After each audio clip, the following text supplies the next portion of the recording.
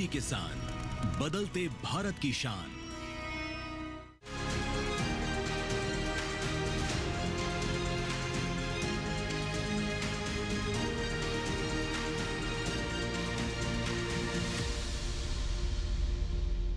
नमस्कार, स्वागत है आपका कृषि दर्शन में। मैं हूं अंशु सिंह।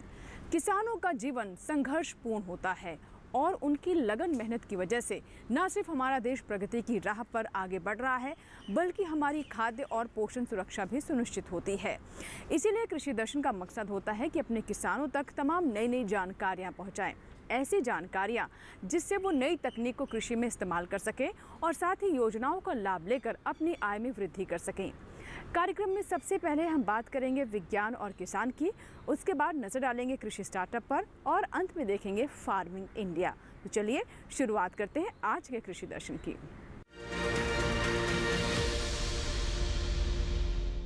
आइए अब देखते हैं मंत्रालय से।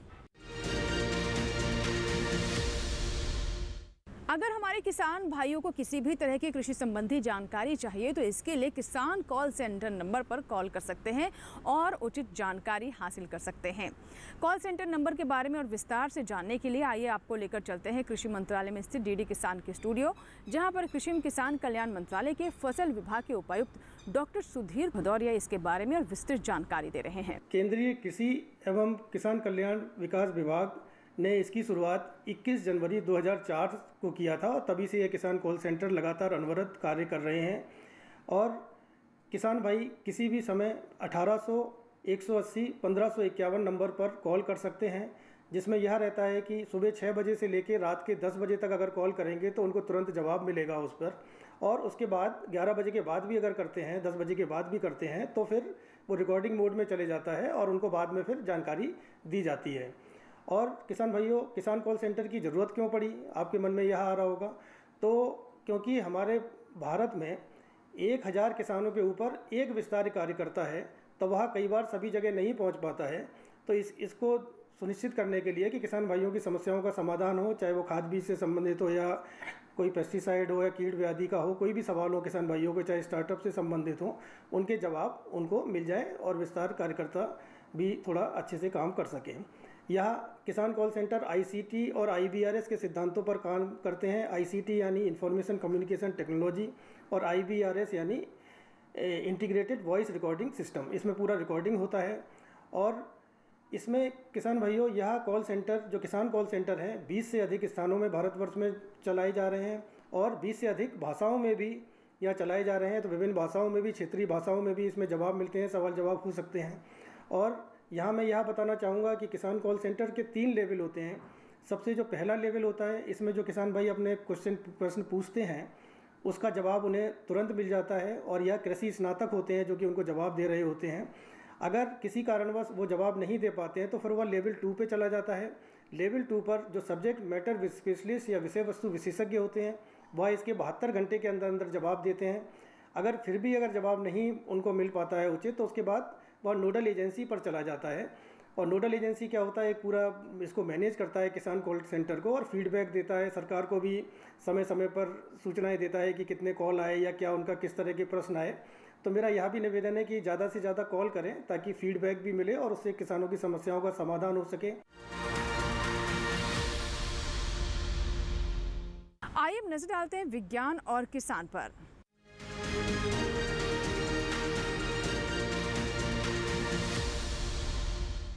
विज्ञान और किसान में आज हम आपको जानकारी देंगे आलू के बारे में, खास तौर पर इसके भंडारण को कैसे करें। जी हाँ, आलू एक ऐसी फसल है जिसे आप लंबे समय तक भंडारण में रख सकते हैं और उचित दाम मिलने पर ही मंडियों में बेच सकते हैं। इसीलिए बहुत आवश्यक है कि इसका सही तरीके से भंडारण किया जाए ताकि लंबे समय तक इसकी गुणवत्ता बनी रहे और ये ताज़ा भी रहे। भंडारण से जुड़ी कुछ विशेष बातें हैं जिसका ध्यान रखना बहुत आवश्यक है। कैसे हमारे किसान वैज्ञानिक विधि से आलू का भंडारण करें, आइए जानते हैं।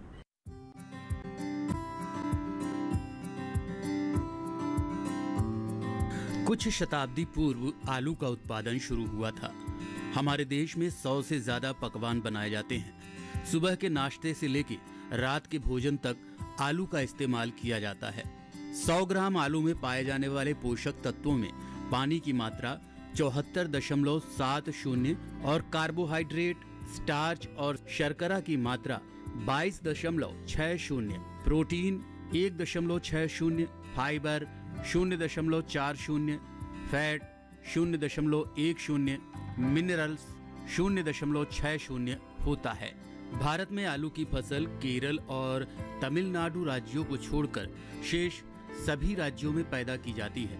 उत्तर प्रदेश, बिहार, पश्चिम बंगाल, पंजाब और गुजरात में लगभग 80% आलू की फसल लेने वाले राज्य हैं।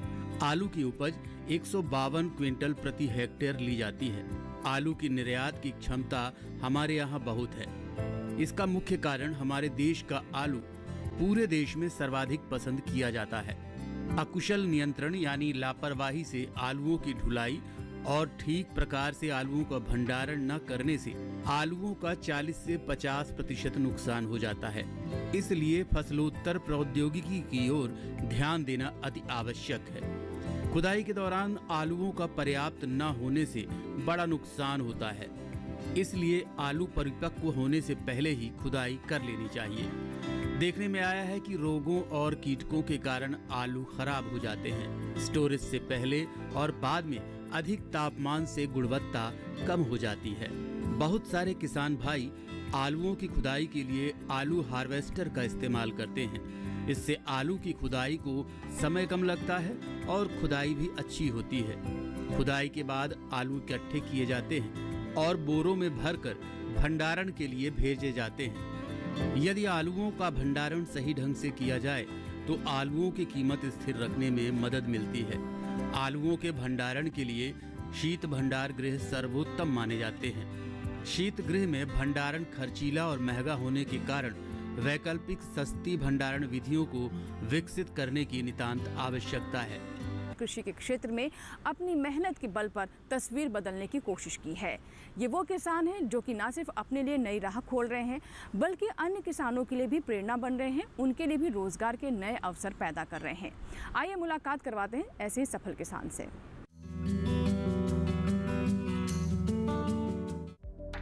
वर्मी कंपोस्ट पोषक पदार्थों से भरपूर उत्तम जैव उर्वरक है।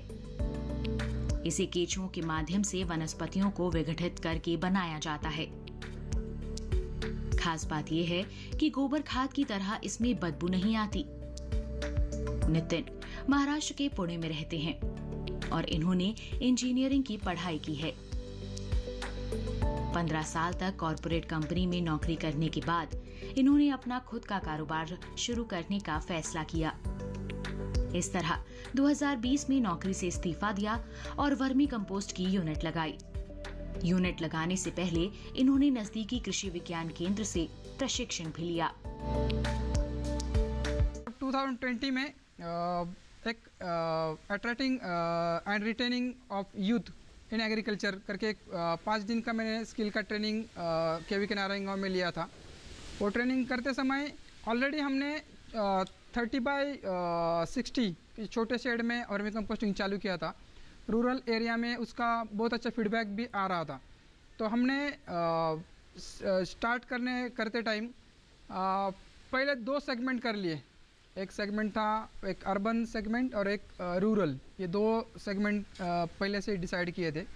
तो वो सेगमेंट को कैसे हिट कर सकते हैं, तो वो ट्रेनिंग में जो हमारा लैकुनस था, मतलब प्रॉब्लम क्या था कि वर्मी कंपोस्ट तो सभी लोग बनाते हैं। मोस्ट ऑफ द फार्मर्स जो ज़्यादा ज़मीन वाले हैं या फिर जिसके पास अपना खुद का जानवर है, वो लोग बहुत से लोग इंटरेस्टेड है वर्मी कंपोस्ट बनाने में। बट उसको एनरिच करके कैसे हम अच्छा रिजल्ट ले सकते हैं, वो ट्रेनिंग हमें केवी के नारायणगांव से मिला। ट्रेनिंग में जैसा सिखाया था वैसे बेड बना के एक 200x50 का एक शेड बना लिया। 25 टन्स का कैपेसिटी का हमारा कैपेसिटी है, मंथली कैपेसिटी 25 टन हम वर्मी कंपोस्ट निकाल सकते हैं। हमारे देश में छोटे किसानों की संख्या लगातार बढ़ रही है। कम जमीन में ज्यादा उपज के लिए वो ज्यादा से ज्यादा रासायनिक उर्वरकों का इस्तेमाल कर रहे हैं। इन उर्वरकों का इतना ज्यादा उपयोग कृषि के लिए भी हानिकारक है और पर्यावरण के लिए भी। इससे छुटकारा पाने के लिए रसायनों को खेतों से बाहर करना होगा, लेकिन ये काम एकदम ही कर देना सही नहीं है, बल्कि रासायनिक उर्वरकों की मात्रा में धीरे धीरे कमी लानी होगी। और उसकी जगह वर्मी कंपोस्ट जैसे जैविक खादों की मात्रा बढ़ानी होगी। ऐसा करने से उपज भी बनी रहेगी। नितिन भी इसी दिशा में काम कर रहे हैं। डे 1 से हमने ऐसा बोला नहीं कि आप सिर्फ ऑर्गेनिक पे कंसंट्रेट करो, तो आप 70-30, 60-40 ऐसा प्रोग्राम करके अगले 5 साल के लिए हम कैसे सॉइल को फर्टाइल कर सकते हैं, वो दिमाग में रख के हमने ये प्रोग्राम मतलब ये एक्सपेंशन हाथ में लिया। 2020 में ट्रेनिंग के बाद हमने एक्सपेंशन किया। उसके बाद रूरल का माउथ पब्लिसिटी से हमें बहुत अच्छा सपोर्ट रूरल फार्मर का मिल रहा था, पर चैलेंज वही था कि मार्केटिंग तो मार्केटिंग का भी हमने 2 सेगमेंट में डिवाइड करने के बाद, अर्बन और रूरल करने के बाद, अभी मार्केटिंग का भी हमने अच्छी तरह से अचीव किया है। मतलब हमारा सिटीज़ में भी 1-2-5 किलो में पैकिंग में वर्मी कंपोस्ट जाता है, और रूरल में 40 kg का पैक है वो जाता है। उसके बाद केवीके की टीम रेगुलर टच में थी हमारे। बाद में हमने फॉस्फो कंपोस्ट करके एक कंपोस्ट इंट्रोड्यूस किया, या फिर वर्मी वॉश उसका कैसे एनरिचमेंट कर सकते हैं।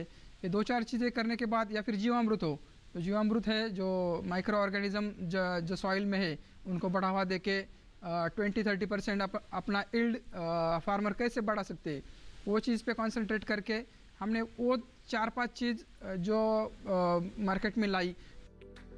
नितिन की वर्मी कंपोस्ट यूनिट में नारायण गांव कृषि विज्ञान केंद्र की बड़ी भूमिका रही है।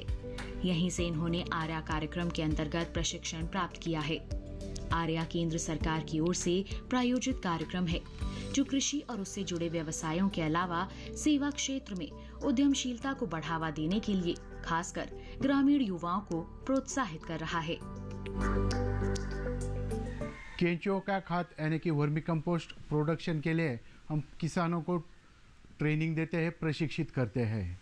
इसके अंदर हम किसानों को खाद कैसे बनाया जाता है, खाद के लिए क्या क्या करना पड़ता है, शुरुआत से हम मार्केटिंग की तरफ क्या क्या करना होगा, इसका पूरा ट्रेनिंग हम किसान भाइयों को देते हैं।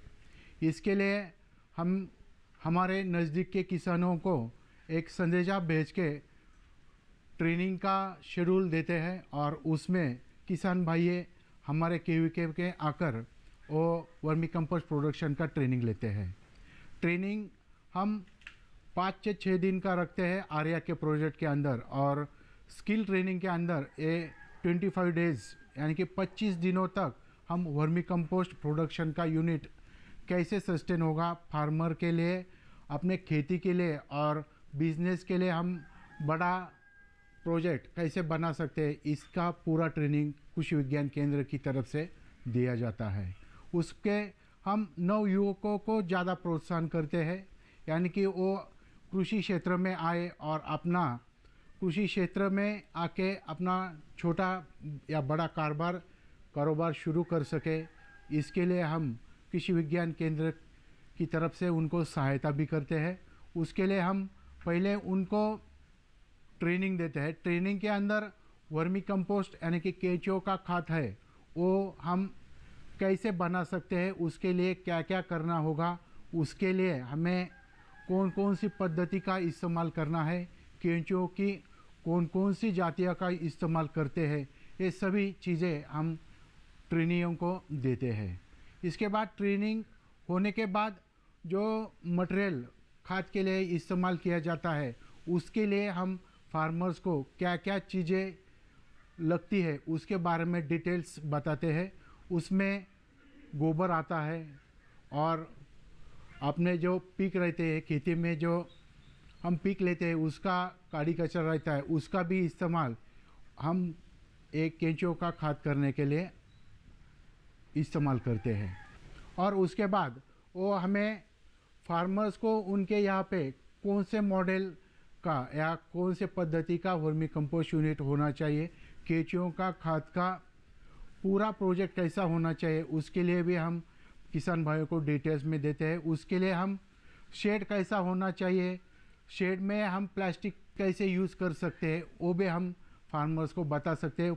ट्रेज की साइज़ क्या होनी चाहिए, शेड की साइज़ कैसी होनी चाहिए, ये सभी बातें किसानों को बतानी पड़ती है। नितिन का कहना है कि एक तरह के कारोबार से काम नहीं चलता है, बल्कि कई कारोबार मिलाकर किए जाएं तो लगातार आमदनी बनी रहेगी। यही कारण है कि वो देसी मुर्गियां भी पाल रहे हैं और आने वाले समय में शेडनेट के क्षेत्र में भी कदम रखने की सोच रहे हैं। नितिन लंबे समय तक कॉरपोरेट से जुड़े रहे हैं। यहाँ का अनुभव वर्मी कंपोस्ट की मार्केटिंग में काम आ रहा है। शायद यही कारण रहा है कि उनका काम कम समय में ही चल निकला है।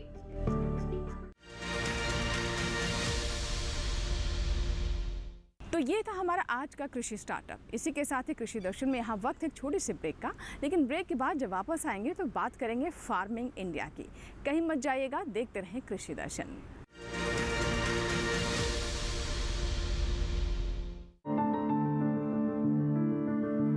फसल में कीट लगा हो या कोई बीमारी, पशुपालन में हो कोई दिक्कत या चाहिए कोई जानकारी, फोन उठाएं, नंबर मिलाएं और कहें हेलो किसान। हेलो किसान, हेलो किसान, हेलो किसान। सोमवार, बुधवार और शुक्रवार शाम 6 से 7 बजे सिर्फ डीडी किसान पर। ब्रेक के बाद एक बार फिर आपका स्वागत है। आप देख रहे हैं कृषि दर्शन। आइए अब नजर डालते हैं फार्मिंग इंडिया पर।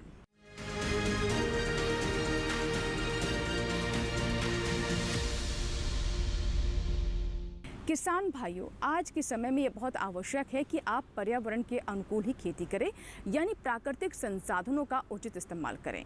उन्हीं में से एक है जल। आइए आपको बताते हैं कि कैसे प्रधानमंत्री कृषि सिंचाई योजना का लाभ हमारे किसान ले सकते हैं।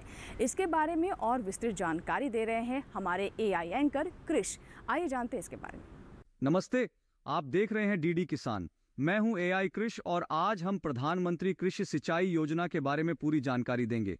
प्रधानमंत्री कृषि सिंचाई योजना का मकसद है कि भारत के किसान मानसून पर कम निर्भर रहें और हर खेत को पानी मिले। इस योजना के लिए सरकार ने अगले 5 सालों के लिए 50,000 करोड़ रुपए और इस साल के लिए 5,300 करोड़ रुपए दिए हैं। इस योजना के तहत जल संसाधन, नदी विकास और गंगा पुनरुद्धार मंत्रालय, ग्रामीण विकास मंत्रालय और कृषि मंत्रालय मिलकर काम करेंगे। इस योजना का मुख्य उद्देश्य है खेती की जमीन बढ़ाना, जलाशयों को भरना, पानी को बचाने के तरीके अपनाना और आधुनिक सिंचाई प्रणाली जैसे ड्रिप और स्प्रिंकलर का उपयोग करना। 2015-16 के लिए सूक्ष्म सिंचाई के लिए 1,800 करोड़ रुपए का बजट तय किया गया है। छोटे तालाब, जल संचयन संरचना और छोटे बांधों के निर्माण के लिए ग्रामीण विकास मंत्रालय को 1,500 करोड़ रुपए दिए गए हैं। जल संसाधन मंत्रालय ने नाली विकास और त्वरित सिंचाई के लिए 2,000 करोड़ रुपए का बजट रखा है। कृषि मंत्रालय ने जल बहाव को नियंत्रित करके और पानी की उपलब्धता के अनुसार फसल उत्पादन बढ़ाने के लिए योजनाएं बनाई हैं। इस योजना में सांसदों और विधायकों का भी महत्वपूर्ण रोल होगा। जिला सिंचाई योजना बनाते समय उनके सुझावों को ध्यान में रखा जाएगा ताकि स्थानीय जरूरतों के अनुसार योजनाएं बन सकें। इस साल 13.4 लाख हेक्टेयर क्षेत्र की सिंचाई का लक्ष्य है। इसमें एआईबीपी, लघु सिंचाई, सीएडी, भूमि सुधार योजना, तालाबों का पुनरुद्धार और सूक्ष्म सिंचाई योजना शामिल हैं। योजना को सही ढंग से लागू करने के लिए राज्य और जिला स्तर पर समितियां बनाई गई हैं। जिला स्तर पर जिलाधिकारी की अध्यक्षता में एक समिति बनाई गई है जिसमें कृषि, वन और बैंक अधिकारियों को शामिल किया गया है। राज्य स्तर पर मुख्य सचिव की अध्यक्षता में एक राज्य स्तरीय समिति बनाई गई है जो योजना को मंजूरी देगी, उसकी निगरानी करेगी और समीक्षा करेगी। राष्ट्रीय स्तर पर नीति आयोग के उपाध्यक्ष की अध्यक्षता में एक राष्ट्रीय कार्यकारी समिति बनाई गई है जो संसाधनों के आवंटन, मंत्रालय समन्वयन, निगरानी और प्रशासनिक समस्याओं को हल करेगी। इसके अलावा प्रधानमंत्री की अध्यक्षता में एक अंतर मंत्रालय राष्ट्रीय कार्यकारी समिति भी बनाई गई है जिसमें संबंधित मंत्रालयों के मंत्री शामिल होंगे। कृषि मंत्री इस योजना की गाइडलाइन जारी करेंगे जिससे इसे सही तरीके से लागू किया जा सके। इस योजना से किसानों को खेती के लिए पानी मिलेगा और खाद्य सुरक्षा भी मजबूत होगी। धन्यवाद और जुड़े रहिए हमारे साथ, जहां हम आपको कृषि और किसानों से जुड़ी हर महत्वपूर्ण जानकारी देते रहेंगे। नमस्कार। सॉइल हेल्थ कार्ड यानी मृदा स्वास्थ्य कार्ड हमारे किसानों की सफलता की कुंजी है। इससे किसानों को जानकारी मिल पाती है कि मिट्टी में कौन से पोषक तत्वों की कितनी पूर्ति करनी है। जहां इससे किसानों का समय बचता है, वहीं लागत भी घटती है और अच्छी फसल भी प्राप्त होती है। लेकिन अगर आप ये सोचते हैं कि ये जानकारी सिर्फ किसानों तक पहुंचाई जा रही है, तो यहाँ आपको ये भी बता दें कि अब स्कूली छात्रों को भी इससे जोड़ा जा रहा है। स्कूलों में जाकर बताया जा रहा है कि कैसे मिट्टी को और उपजाऊ बनाया जा सकता है और सॉइल हेल्थ कार्ड कैसे इसमें लाभकारी है। सभी बच्चों को सुप्रभात। सुप्रभात मैम। आज हम बात करेंगे मिट्टी के स्वास्थ्य की। मैम, मिट्टी का स्वास्थ्य, क्या मिट्टी का भी स्वास्थ्य होता है? हमने तो मिट्टी को नॉन लिविंग समझा था। बच्चों, मिट्टी हमारे लिए बहुत ही महत्वपूर्ण होती है। यह हमारे दैनिक जीवन में एक महत्वपूर्ण भूमिका निभाती है। लाखों सूक्ष्म जीव भी मिट्टी में निवास करते हैं और हम जो भी खाते हैं वो मिट्टी से ही तो आता है, जैसे फल, सब्जियां, फसलें इत्यादि। ओ मैम, ये तो बहुत इंटरेस्टिंग लग रहा है। स्वस्थ मिट्टी से जहाँ पौधों, वृक्षों और फसलों को पोषण मिलता है, वहीं अच्छे पोषण से हम भी स्वस्थ रहते हैं। वहीं खराब मिट्टी के स्वास्थ्य से हमारी जैव विविधता और कृषि जलवायु भी सीधे प्रभावित होती हैं। मैम, तो कैसे पता चलेगा कि मिट्टी स्वस्थ है कि नहीं? ठीक वैसे ही जैसे हम अपने शरीर के स्वास्थ्य की जांच ब्लड टेस्ट और एक्सरे इत्यादि से करते हैं, उसी प्रकार मिट्टी स्वस्थ है या नहीं, उसके लिए हम मिट्टी के विभिन्न पैरामीटर्स की जांच करते हैं। समझ आ गया मैम। मिट्टी के जांच के माध्यम से हमें ये पता चलता है कि हमारी मिट्टी क्यों बीमार है। सही समझे बच्चे। इसीलिए भारत सरकार ने बच्चों को मिट्टी के स्वास्थ्य का महत्व समझाने के लिए स्कूल सॉइल हेल्थ कार्यक्रम शुरू किया है। Ma'am, school soil health programme में हम क्या सीखेंगे? इस प्रोग्राम के द्वारा केवीके वैज्ञानिक आपको मिट्टी का महत्व, मिट्टी के स्वास्थ्य की जांच के लिए सैंपल कैसे लेने हैं और अन्य जरूरी जानकारियां देंगे। आप विद्यालय में लिए गए मिट्टी के सैंपल की 12 पैरामीटर्स पे जांच करेंगे। हेलो बच्चों। Hello sir. जैसे कि हम सब ये जानते हैं कि मिट्टी का खराब स्वास्थ्य हमारे जीवन को भी प्रभावित करता है, पर मिट्टी का स्वास्थ्य खराब कैसे होता है, पहले ये जानते हैं। अत्यधिक रासायनिक उपयोग के कारण जीवाणुओं और माइक्रो ऑर्गेनिज्म का संतुलन विघटित हो सकता है, जिससे मिट्टी की गुणवत्ता घट जाती है और फसलों की उपज में भी कमी आती है। मिट्टी की क्षति का ये एक मुख्य कारण है। जलवायु परिवर्तन के कारण मिट्टी परिवर्तित होती रहती है, जिससे किसानों को फसलों को उगाने में और मुश्किल होती है। इसके अलावा वायुमंडलीय बदलाव से मौसम की अनियमितता बढ़ती है, जो कि फसल के चक्र को प्रभावित करता है। मिट्टी का कटाव या खनन भी एक महत्वपूर्ण कारण है। इससे भूमि का स्तर कम हो जाता है और ये खेती के लिए कम उपयुक्त हो जाती है। इन सभी कारणों को ध्यान में रखकर हमें मिट्टी की सुरक्षा के लिए कार्रवाई करनी चाहिए। तो बच्चों, मिट्टी की जांच क्यों महत्वपूर्ण है, समझ आया? जी सर। तो बच्चों, मिट्टी के परीक्षण के बाद भारत सरकार किसानों को मिट्टी के स्वास्थ्य कार्ड देती है। ये एक विशेष प्रकार का कार्ड होता है जिसमें मिट्टी के स्वास्थ्य से संबंधित सभी प्रकार की जानकारियां होती हैं। ये आपकी मिट्टी के 12 पैरामीटर्स की मापदंड करके उसमें पोषक तत्वों की मात्रा, मिट्टी की बनावट, पीएच स्तर और उत्पादकता से संबंधित महत्वपूर्ण कारकों के बारे में बताता है। स्वास्थ्य कार्ड द्वारा दी गई सिफारिशों का उपयोग करके किसान न सिर्फ अपनी मिट्टी को स्वस्थ रख सकता है, बल्कि उत्पादकता भी बढ़ा सकता है। तो बच्चों, आप तैयार हैं कि खेत में जाके मिट्टी का नमूना लें? जी सर।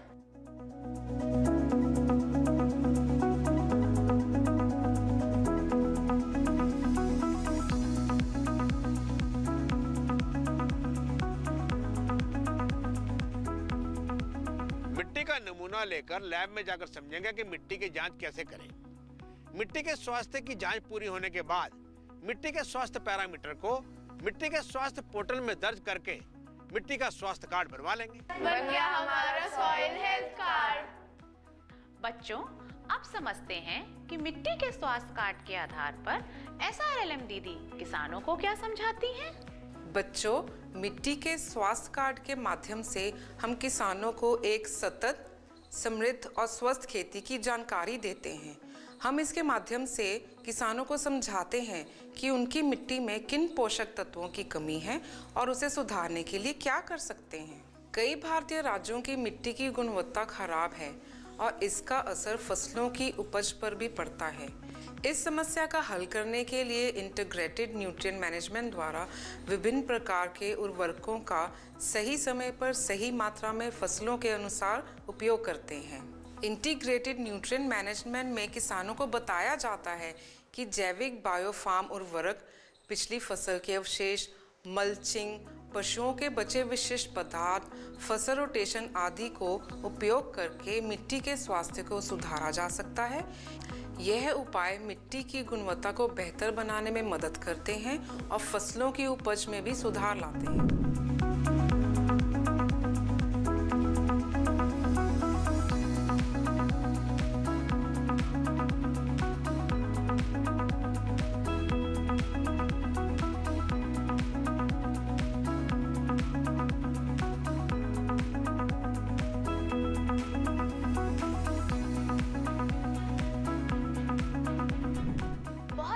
खेतों में इन तकनीकों के उपयोग की जानकारी देकर हम अपने परिवारों को और किसानों को सतत, स्वस्थ और समृद्ध बना सकते हैं।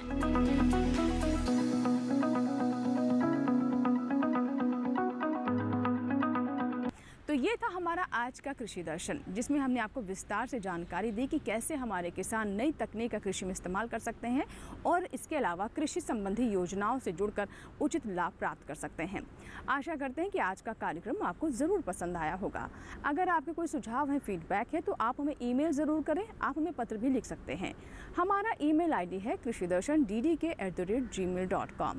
पत्र लिखने के लिए हमारा पता नोट कर लें। कृषि दर्शन, कमरा नंबर 58, CPC, दूरदर्शन, खेलगांव, नई दिल्ली 110049।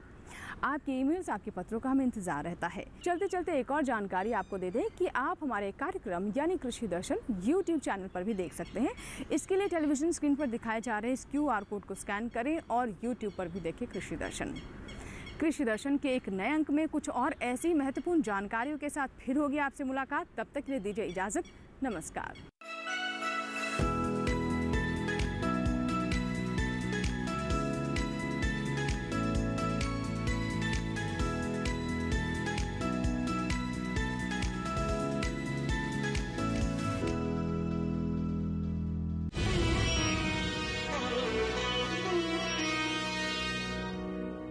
फ्रीडम फाइटर्स की कहानियां दिखाएंगे दूरदर्शन पर।